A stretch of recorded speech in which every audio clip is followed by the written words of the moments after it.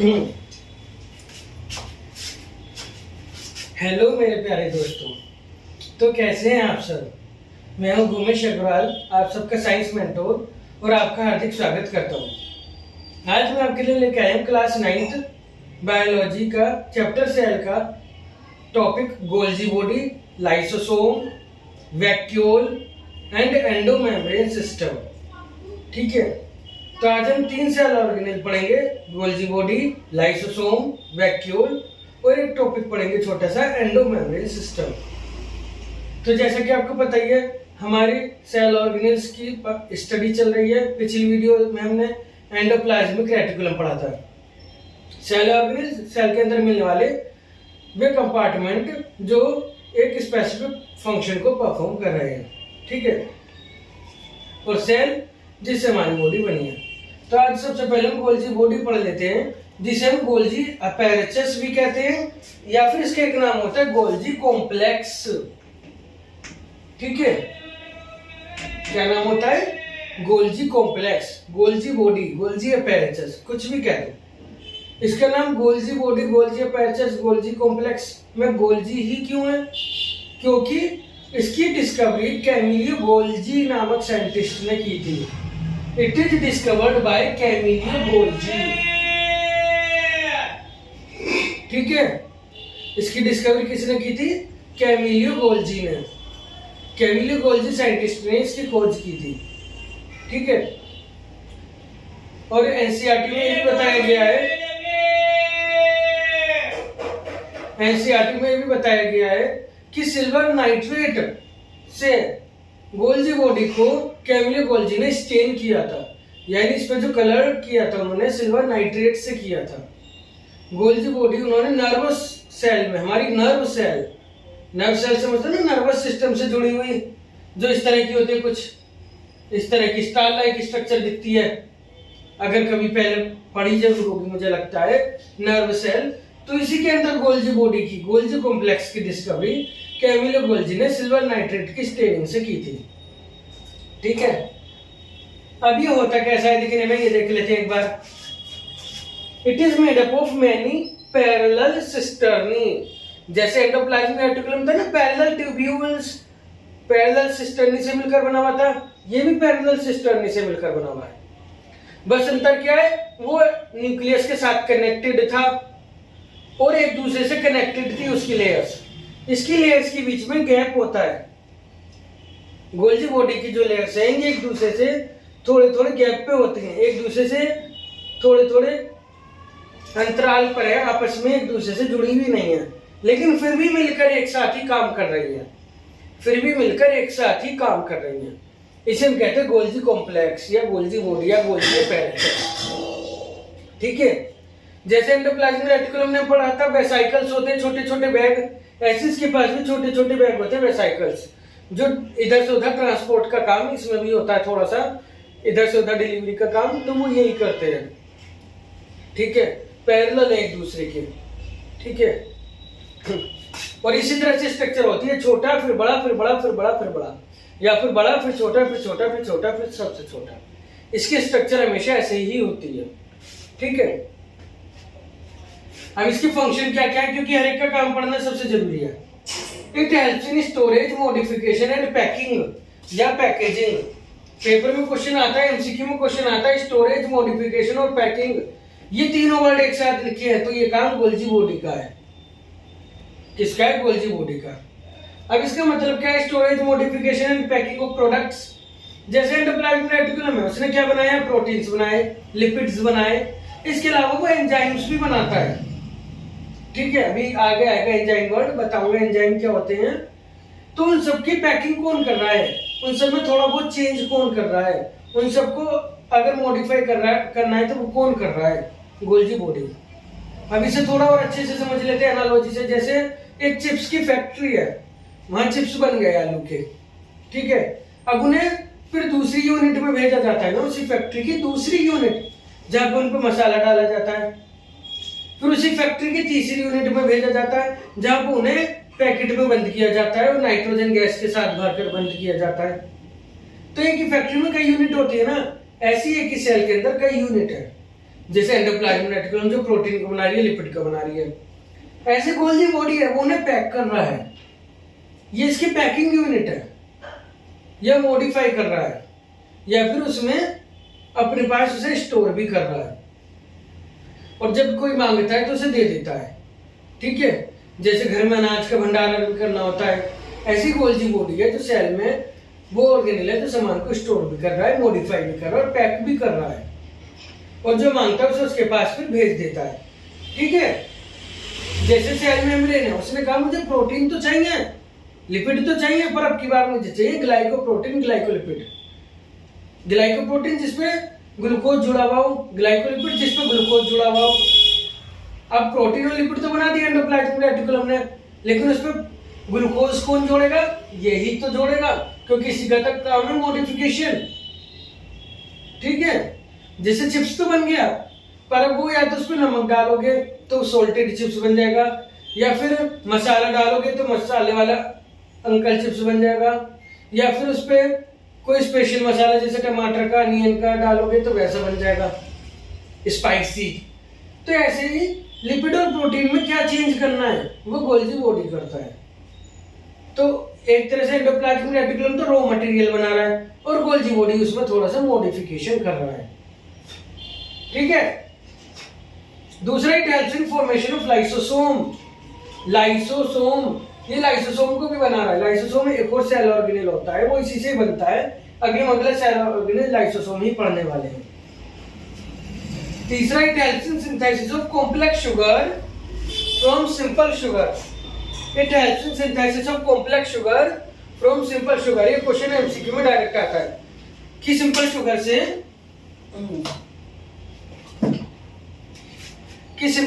Complex sugar कौन बना रहा है? तो सिंपल शुगर से कॉम्प्लेक्स शुगर को बनाने वाला ऑर्गेनेल है गोल्जी बॉडी या गोल्जी कॉम्प्लेक्स या गोल्जी अपैरेटस। ठीक है, तो गोल्जी बॉडी का काम समझ आया, क्या क्या कर रहा है? Modification, storage and packing. इसके अलावा लाइसोसोम को बना रहा है और इसके अलावा कॉम्प्लेक्स शुगर बना रहा है सिंपल शुगर से। जैसे गन्ने से बनता है ना, गुड़ बनता है, चीनी बनती है, ऐसे हमारे अंदर ग्लूकोज से फ्रक्टोज, सुक्रोज, ये सब ग्लाइकोजन, ये सब कौन बना रहा है? गोल्जी बॉडी बना रहा है। ठीक है, तो इसका काम वैसे ही तो जैसे फैक्ट्री का काम होता है वैसे ही तो कर रहा है ये सारा काम। तो सिंपल से याद रखना है बस। ये डायरेक्ट एमसीक्यू में पूछे जाते हैं फंक्शन, इसलिए है ऐसे ही याद कर लेना। Lysosome, these are made by Golgi body. अभी हमने पढ़ा, इसे गोल्जी बॉडी बनाता है। These are filled with hydrolytic digestive enzyme. Hydrolytic digestive enzyme made by ER। देखो पहले तो लाइसोसोम होते कैसे? ऐसे गोल गोल से छोटे छोटे बैग होते हैं, बस गोल गोल से, जैसे पढ़ा ना गोल सी बॉल, ऐसे ही होते हैं गोल गोल छोटे छोटे बैग। ठीक है, इस तरह से सेल में पड़े रहते हैं, 4-5 या ज्यादा भी हो सकते हैं, कभी कभी डिपेंड करता है उस सेल का फंक्शन क्या है। तो इसमें क्या भरा होता है? Hydrolytic digestive enzyme. तो हाइड्रोलिटिक डाइजेस्टिव एंजाइम क्या होते हैं? ये एंजाइम ऐसे होते हैं जो एसिडिक नेचर में होते हैं। कैसे होते हैं नेचर में? एसिडिक। एसिड जैसे पेट में बनता है ना एसिड, जैसे एसिड होता है किसी भी चीज को जला देता है, गला देता है, ऐसे ही होते हैं ये, किसी भी चीज को खत्म कर सकते हैं। हाइड्रोलिटिक डाइजेस्टिव मतलब यही है, एसिडिक होते हैं, डाइजेस्ट करने वाले होते हैं, चीजों को खत्म कर देते हैं, डाइजेस्ट कर देते हैं, पचा देते हैं।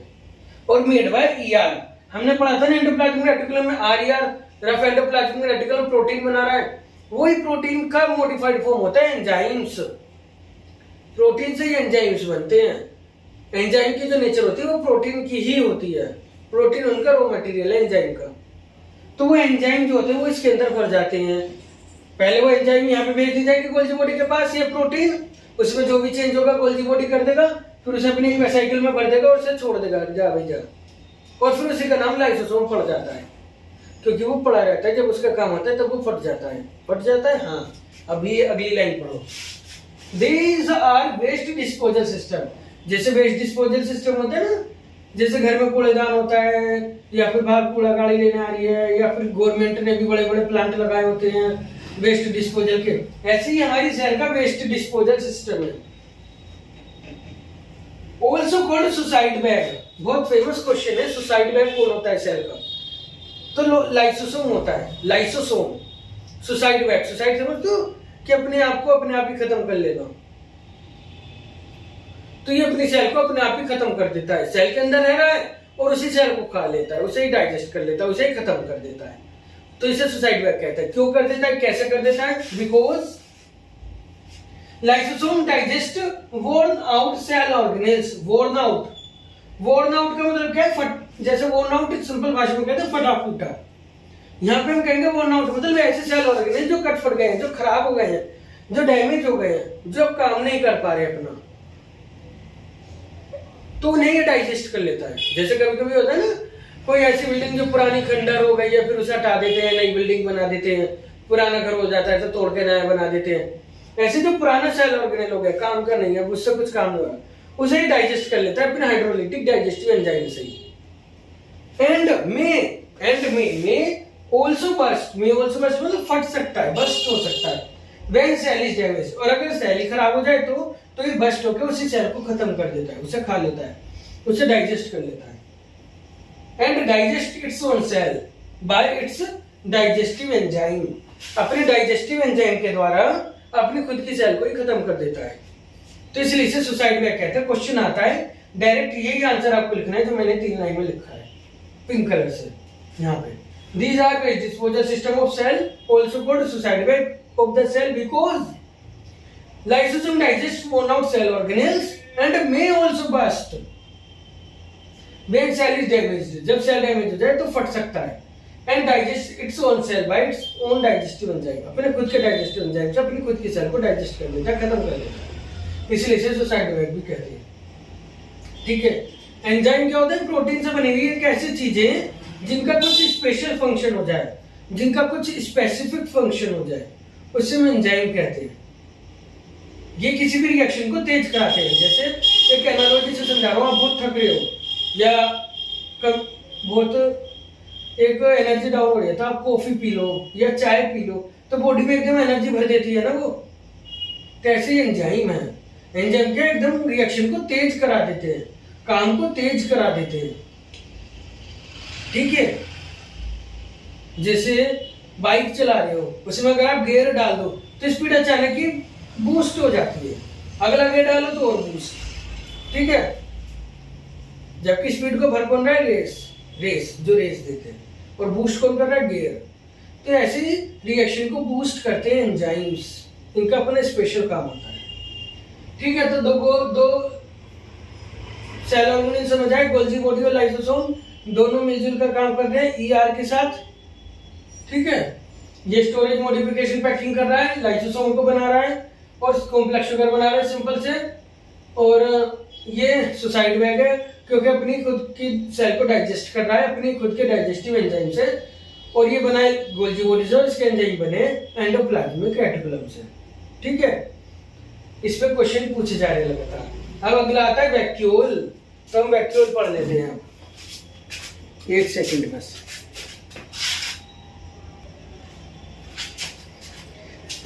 हाँ जी, अब हम पढ़ेंगे वैक्यूल के बारे में। वैक्यूल, ठीक है, अगला सेल ऑर्गेनेल हमारा वैक्यूल। वैक्यूल क्या होता है पहले ओवरव्यू दे देता हूँ। जैसे हमारे घर में एक्स्ट्रा सामान होता है तो उसे हम कहाँ रखते हैं? स्टोर रूम में रखते हैं ना। सबके घर में एक छोटा सा ही होता है लेकिन स्टोर रूम जरूर होता है। ऐसे हमारी सेल में भी एक स्टोर हाउस होता है, एक ऐसा सेल ऑर्गेनेल जो स्टोर हाउस की तरह काम कर रहा है, स्टोर रूम की तरह काम कर रहा है, उसे हम कहते हैं वैक्यूल। ठीक है, तो पहली लाइन यही है, vacuoles are store house of the cell. ठीक है, it is covered by single membrane, ये याद रखना है, इसके ऊपर एक ही मेम्ब्रेन है, बस एक ही, डबल लेयर नहीं है, एक ही सिंगल लेयर है जिसे हम कहते हैं टोनोप्लास्ट। ये भी एमसीक्यू में कभी कभी पूछ लेते हैं कि ऐसा कौन सा ऑर्गेनेल है जिसपे एक ही मेम्ब्रेन है, सिंगल मेम्ब्रेन है, तो याद रखना है वैक्यूल। और इसकी मेम्ब्रेन का नाम पूछ ले तो टोनोप्लास्ट, वरना इतना ध्यान रखना कि इसपे एक ही मेम्ब्रेन है। आगे, in plant cell it forms large central vacuole. Plant के अंदर ये बहुत बड़ी होती है, विच ऑक्यूपाई 50 to 90% स्पेस, जो 50% से 90% स्पेस घेर लेती है, यानी आधे से ज्यादा सेल को घेर लेती है। ठीक है, ये आपको दिख रहा होगा डायग्राम, इस तरह से होता है प्लांट सेल हमारा, पहले भी बनाया हुआ है हमने, ठीक है, शुरू में लेसन के चैप्टर के शुरू में, इसमें तो बीच में इतनी बड़ी सेल दिखाई दे रही है, इतनी बड़ी स्ट्रक्चर ऑर्गेनेल, यही वैक्यूल है। और इसमें न्यूक्लियस को भी साइड में खिसका दिया है। इसमें इतनी बड़ी वैक्यूल होते हैं प्लांट सेल में, 50 से 90%, 50 to 90%, आधे से ज्यादा जगह घेर लेती है, न्यूक्लियस को साइड में खिसका देती है, इसलिए इसे इसकी सेंट्रल वैक्यूल कहते हैं, लार्ज सेंट्रल वैक्यूल। जबकि हमारे अंदर एनिमल्स में या ह्यूमंस में वैक्यूल एक या दो हो सकती हैं, 3-4 और बहुत छोटी छोटी होती हैं, ज्यादा काम नहीं है, थोड़ा ही है, इसलिए बहुत छोटी छोटी होती है और कुछ नंबर में ज्यादा हो सकती है। जबकि प्लांट्स में बड़ी एक सिंगल बड़ी होती है, ठीक है। While in animal cells these are small. अब इसके काम क्या क्या है? It provide turgidity and rigidity in plant cell. पहला काम तो इसका स्टोरेज ही है, जो कि हमने शुरू में पढ़ लिया, स्टोर कर रही है सामान को। इसके अलावा ये टर्जिडिटी और रिजिडिटी प्रोवाइड करा रही है प्लांट सेल में। अब ये क्या होता है टर्जिडिटी रिजिडिटी? बहुत सिंपल से ध्यान रखना है, ज्यादा मुश्किल नहीं है, आसान सी बात है। टर्जिडिटी होता है कि किसी चीज को फुलाए रखना, स्ट्रॉन्ग बनाए रखना, और रिजिडिटी का मतलब यही है स्ट्रॉन्ग बनाए रखना। जैसा आपने देखा होगा, पौधा मान लिया उसे पानी नहीं दिया और धूप हो रही है बहुत तेज, मुरझा जाता है, लेकिन आप पानी दे दो, थोड़ी देर में पौधा खिल जाता है, फूल भी खिल जाते हैं, पत्ते भी उसके खिल जाते हैं। क्यों? क्योंकि उसके अंदर जो सेल्स हैं, उसके अंदर जो वैक्यूल्स हैं, उनके अंदर जाके पानी भर जाता है। और जैसे ही पानी भरता है, जैसे गुब्बारा फूलता है ना पानी भरने से, ऐसे ही वैक्यूल फूलती है और उससे सेल फूल जाती है, और इससे उसे टर्जिडिटी और रिजिडिटी मिल जाती है। टर्जिड और रिजिड का मतलब यही है फूलना और थोड़ा सा स्ट्रॉन्ग हो जाना, ठीक है। तो इसलिए पौधे को पानी देने से वो खिल जाता है, क्योंकि उसकी वैक्यूल्स के अंदर पानी भर जाता है और उससे वो टर्जिड और रिजिड हो जाती है उसकी सेल्स। और जब सारी सेल्स टर्जिड और रिजिड होती है तो ओवरऑल पूरा प्लांट ही खिल जाता है, ठीक है, अच्छा लगने लगता है। In amoeba it act as food vacuole. जबकि अमीबा में वैक्यूल फूड वैक्यूल की तरह काम करती है। हमने शुरू में ही पढ़ा था सेल मेम्ब्रेन का एक काम एंडोसाइटोसिस, जिसमें अमीबा फूड को डाइजेस्ट कर रहा है, सेल मेम्ब्रेन की हेल्प से उसे अंदर ले रहा है। तो वो किसके अंदर जाता है उसके बाद? फूड वैक्यूल के अंदर ही तो वो अपने फूड को डाइजेस्ट कर रहा था, वो यहाँ पे फंक्शन है। तीसरा, in plant cells it also expel waste and water. अभी हमने पढ़ा ना पानी भर जाता है, जो एक्स्ट्रा पानी होता है उसे इसके अंदर भर देती है सेल, या फिर जो वेस्ट मटेरियल होता है वो भी इसके अंदर भर जाता है सेल का, और उसे एक्सपेल भी कर सकती है, ठीक है। एक्सपेल मतलब बाहर निकालना। इसकी बजाय यहाँ पे हम एक वर्ड कर लेते हैं, स्टोर भी कर सकते हैं। स्टोर कर लिया, बल्कि जैसे वैक्यूल है उसमें स्टोर कर लिया वाटर और फिर वेस्ट मटेरियल। अब वेस्ट मटेरियल इतना हो गया उस वैक्यूल के अंदर कि अब उसकी प्लांट को जरूरत नहीं है, तो वो पत्ता गिर जाता है, या सेल का वो भाग, प्लांट का पत्ते का वो भाग थोड़ा पीला पड़ जाता है कि अब उसकी जरूरत नहीं है, ठीक है। इस तरह से वो उसे स्टोर करके एक्सपेल ही कर रहा है, वास्तव में उसे निकाल ही रहा है अपनी बॉडी से प्लांट। तो इस तरह से ये स्टोर भी कर रहा है वेस्ट मटेरियल का, it also store and expel, और एक्सपेल भी कर रहा है। एक्सपेल मतलब बाहर निकाल भी रहा है, क्योंकि उसके पास और कोई एक्सक्रीटरी सिस्टम तो है नहीं हमारी तरह, जैसे हमारे पास एक्सक्रीटरी सिस्टम है, इसका तो यही तरीका है, बस वैक्यूल में से भर देता है और फिर वो पत्ता जब खराब हो जाता है पौधे से अलग होकर गिर जाता है, तो वो किसके अंदर भर देता है? वैक्यूल के अंदर, प्लांट। तो इसका मेन रोल प्लांट में ही है, ठीक है। तो अब एक वर्ड आता है एनसीईआरटी में और पेपर में भी पूछ लिया जाता है, एंडो मेम्ब्रेन सिस्टम। एंडो मतलब अंदर, मेम्ब्रेन मतलब सेल मेम्ब्रेन के अंदर जो एक सिस्टम है वो क्या है। असल में हमारी सेल मेम्ब्रेन के अंदर यानी सेल के अंदर बहुत सारे सेल ऑर्गेनेल्स हैं, उसमें से 4 सेल ऑर्गेनेल्स कौन कौन से? एंडोप्लाज्मिक रेटिकुलम जो हमने सबसे पहले पढ़ा, गोल्जी बॉडी जो हमने दूसरे नंबर पे पढ़ा, और फिर लाइसोसोम जो हमने तीसरे नंबर पे पढ़ा, और चौथा वैक्यूल, ठीक है। ये चारों मिलकर एक साथ कोऑर्डिनेटेड वे में काम करते हैं, एक साथ मिलजुल कर। जैसे मैंने बताया ना कि एक मान लीजिए एक किसान है, उसने गन्ना उगाया, अब वो गन्ना लेकर कहाँ जाएगा? फैक्ट्री में जाएगा, और फिर फैक्ट्री वाले क्या करेंगे? उसे चीनी बनाएंगे, और फिर चीनी उसे बड़े बड़े शॉपकीपर्स को बेचेंगे, और फिर बड़े वाले छोटे शॉपकीपर्स को बेचेंगे। तो ये सब मिलकर कोऑर्डिनेटेड वे में काम कर रहे हैं ना एक दूसरे के साथ। ये किसी तरह से हमारे जो सेल ऑर्गेनेल्स होते हैं वे भी एक दूसरे के साथ मिलजुल कर काम करते हैं। तो स्पेशली 4 सेल ऑर्गेनेल्स कौन कौन से? Endoplasmic reticulum, Golgi body, lysosome, vacuole, ये चारों मिलजुल कर काम करते हैं। इसे कहते हैं एंडोमेम्ब्रेन सिस्टम।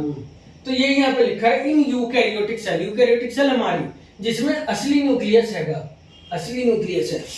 ये शुरू में पढ़ाया था ना प्रोकैरियोटिक, जिसमें क्रोमोसोम था, ऐसे ही पढ़ा है सेल के अंदर, न्यूक्लियस नहीं है तो न्यूक्लियोइड कहते हैं। और यूकैरियोटिक जिसमें हमारा क्रोमोसोम इस न्यूक्लियस के अंदर पड़ा है, इस न्यूक्लियस के अंदर यहाँ पर पड़ा है हमारा क्रोमोसोम, यहाँ पर हमारा डीएनए न्यूक्लियस के अंदर पड़ा है, तो इसे कहते हैं यूकैरियोटिक सेल। हमारी सेल है, प्लांट सेल है, फंगस की सेल है, यूकैरियोटिक है, अमीबा है, यूकैरियोटिक है, पैरामीशियम है, यूकैरियोटिक है, क्योंकि इनका क्रोमोसोम या डीएनए न्यूक्लियस के अंदर है। तो eukaryotic cell endoplasmic reticulum, Golgi body, lysosome and vacuole do work together. ये चारों do work together to perform many function, मिलजुल कर एक साथ कई फंक्शन परफॉर्म कर रहे हैं। सो दीज 4 ऑर्गेनेल्स, इसलिए इन चार को मिला के हम कहते हैं एंडोमेम्ब्रेन सिस्टम। क्या काम कर रहे हैं? जैसे एंडोप्लाज्मिक रेटिकुलम इसने बनाया प्रोटीन और लिपिड, अब ये गोल्जी बॉडी के पास भेज देगा, वो बनाएगा उससे ग्लाइकोप्रोटीन, ग्लाइकोलिपिड या फिर एंजाइम। अब वो उन्हीं एंजाइम से लाइसोसोम बना देगा, ठीक है। और जो उसके पास एक्स्ट्रा मटेरियल है वो वैक्यूल स्टोर कर लेगा। इन तीनों का जो जो एक्स्ट्रा मटेरियल है वो वैक्यूल स्टोर कर लेगा। तो इस तरह से चारों मिलजुल कर काम कर रहे हैं ना, तो इसलिए इन्हें कहते हैं एंडोमेम्ब्रेन सिस्टम, ठीक है। क्या कहते हैं? Endomembrane system. तो इस तरह से हमारे मेन 4 ऑर्गेनेल होते हैं पूरे, और एंडोमेम्ब्रेन सिस्टम होता है पूरा। वैक्यूल याद रखना, प्लांट सेल में इसका मेजर रोल है, हमारे एनिमल सेल में इसका माइनर रोल है, ठीक है। हर एक की फंक्शन जरूर याद कर लेना, और इम्पोर्टेंट बातें। और अगर आपको कोई टॉपिक से रिलेटेड क्वेश्चन पूछना हो तो आप कमेंट में डाल सकते हैं। Thank you.